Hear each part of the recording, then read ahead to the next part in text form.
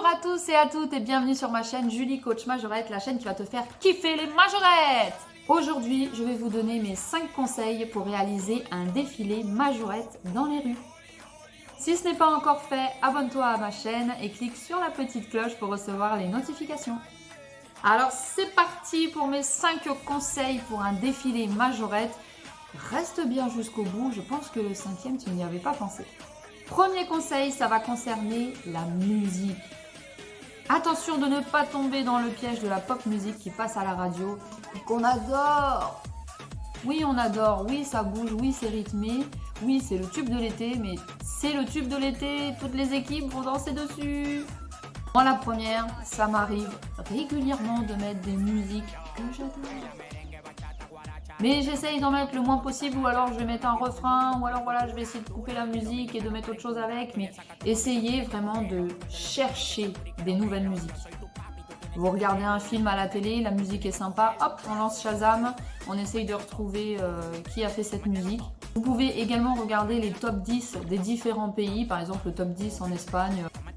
Ça vous permettra très certainement de trouver des musiques super sympas et que personne ne connaît. Deuxième conseil, identifiez les différentes parties de votre défilé et comptez les temps de cette musique. Donc identifier, c'est pas compliqué, il va falloir écouter plusieurs fois votre musique. Vous prenez une feuille, un stylo, vous notez dessus par exemple introduction musique, ensuite partie 1, vous pouvez vous noter, je sais pas, couplet, 4 fois 8 ans, etc. Le but, c'est vraiment de savoir ce que vous allez placer comme pas et surtout le nombre de pas, etc. Troisième conseil, prenez le temps pour créer votre chorégraphie. Si jamais vous avez du mal à trouver des pas un petit peu sympas, un petit peu nouveaux, parce que vous faites souvent la même chose, n'hésitez pas à regarder sur YouTube, vous tapez... Si par exemple c'est une musique du style raga, vous tapez chorégraphie raga, ça va vous donner des idées de pas un petit peu différents. Mais ne le faites pas dans la hâte. Et si vraiment ça coince trop et que vous n'arrivez pas à trouver, c'est peut-être tout simplement que cette musique-là, ça va pas le faire. Ça arrive malheureusement.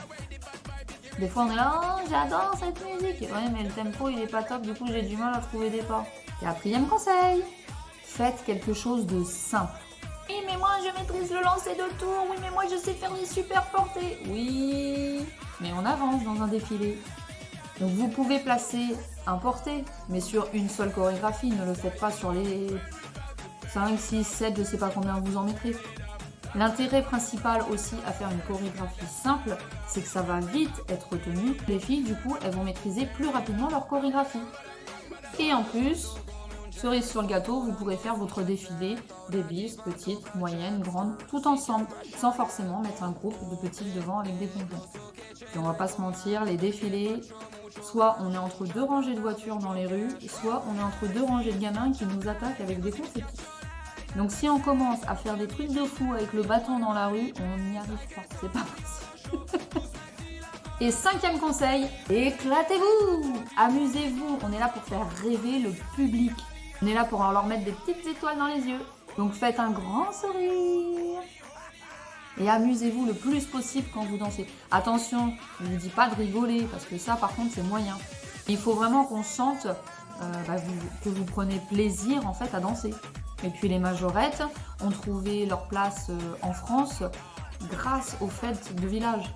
Donc il faut que votre chorégraphie soit carrée, propre, claire, nette. Mais il faut aussi qu'on ait envie de s'amuser avec vous. Le kiff ultime, c'est quand les gens, le public sur le côté, applaudit, c'est la base, c'est pas toujours le cas, mais c'est surtout quand ils dansent, quand ils nous regardent. J'espère que ma petite vidéo vous aura plu. N'hésitez pas à me dire en commentaire si vous voulez une vidéo spéciale sur un sujet en particulier. Je le traiterai peut-être la semaine prochaine. En attendant, je vous fais des bisous et je vous dis à bientôt.